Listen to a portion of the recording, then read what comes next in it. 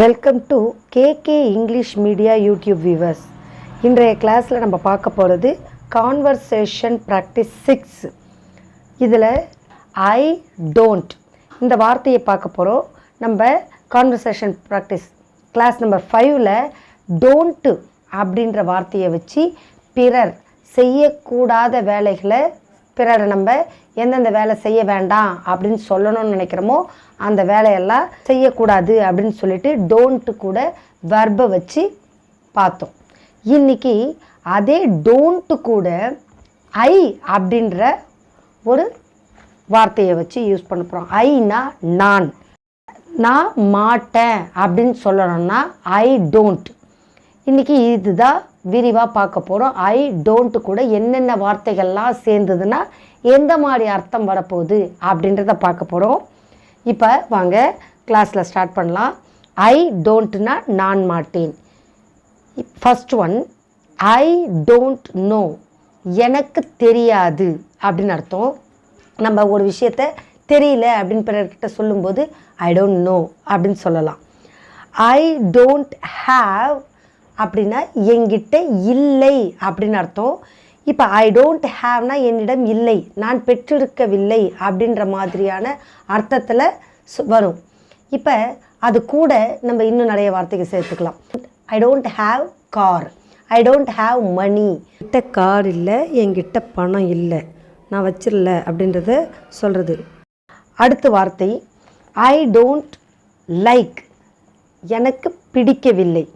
I don't லைக்னா எனக்கு பிடிக்கலை அப்படின்னு அர்த்தம். ஐ டோன்ட் அண்டர்ஸ்டாண்ட், எனக்கு புரியலை, நான் புரிஞ்சு கொள்ள மாட்டேன் அப்படின்றது தான் சரியான அர்த்தம்.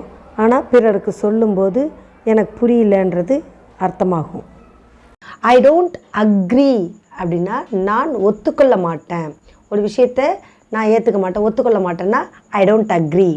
ஐ டோன்ட் ப்ளே, நான் விளையாட மாட்டேன் அப்படின்னு சொன்னால் I don't play. I don't remember, எனக்கு நினைவில் இல்லை. ஐ டோன்ட் ரிமெம்பர்னா எனக்கு ஞாபகத்தில் இல்லை, எனக்கு நினைவில் இல்லை அப்படின்னு அர்த்தம்.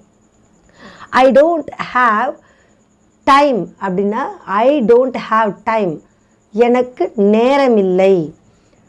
ஐ டோன்ட் ஹெல்ப், நான் உதவி பண்ண மாட்டேன். ஐ டோன்ட் சே, நான் சொல்ல மாட்டேன். ஐ டோன்ட் ஆஸ்க், நான் கேட்க மாட்டேன். ஐ டோன்ட் வெயிட், நான் காத்திருக்க மாட்டேன். ஐ டோன்ட் ரீட், நான் படிக்க மாட்டேன். ஐ டோன்ட் ஈட், நான் சாப்பிட மாட்டேன். ஐ டோன்ட் கால் ஹிம், நான் அவனை கூப்பிட மாட்டேன். இந்த மாதிரி நம்ம மாட்டேன்னு சொல்கிறது நம்ம ஒரு விஷயத்தை செய்வதற்கு மறுத்து சொல்கிறது தான். நம்ம யாராவது ஏதாவது செய்யுன்னு சொன்னால் மாட்டேன், நான் செய்ய மாட்டேன் அப்படின்னு சொன்னால் அந்த மாதிரி மறுத்து கூறும் சமயத்தில் இந்த டோன்ட்டை யூஸ் பண்ணி அதுக்கான வார்த்தைகளை வெர்பு வார்த்தைகளை சொல்லி பேசலாம். வீடியோ பார்த்துட்ருக்கீங்க, அப்படியே வீடியோவை லைக் பண்ணுங்கள், ஷேர் பண்ணுங்கள். புதுசாக பார்க்குற வியூவர்ஸ்னால் சப்ஸ்கிரைப் பண்ணுங்கள். இப்போ அடுத்து பி அப்படின்ற வார்த்தையை சேர்த்து பீனா இரு அப்படின்னு அர்த்தம். பிஇ பி அப்படின்னா இரு அப்படின்னு அர்த்தம். இந்த பி கூட சில வார்த்தைகள் சேர்ந்ததுன்னா எந்த மாதிரி பொருள் வரும் அப்படின்னு பார்ப்போம். பி ஹம்பிள் அப்படின்னா ரொம்ப பணிவாக இரு அப்படின்னு அர்த்தம். பி காம் அமைதியாக இரு. பி ஹானஸ்ட் நேர்மையாக இரு. பி சைலண்ட் அமைதியாக இரு. பி சைலண்ட்னா சத்தம் பண்ணாத அமைதியாக இரு. பி கேர்ஃபுல் கவனமாக இரு. பி காஷன் எச்சரிக்கையாக இரு. பி பேஷன் பொறுமையாக இரு.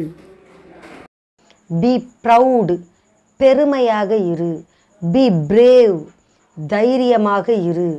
பி கிளவர் திறமையாக இரு. இப்படி பி கூட சில வார்த்தைகள், இந்த வார்த்தைகள்லாம் அட்ஜெக்டிவ் வேர்டு.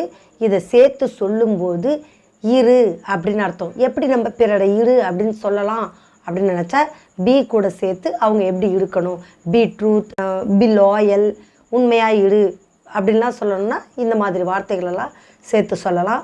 இன்றைக்கி 25 வார்த்தைகள் இன்றைய கிளாஸில் பார்த்துருக்கோம். இதை பாருங்கள். இந்த வீடியோவை லைக் பண்ணுங்கள், ஷேர் பண்ணுங்கள், சப்ஸ்கிரைப் பண்ணுங்கள். Thank you viewers.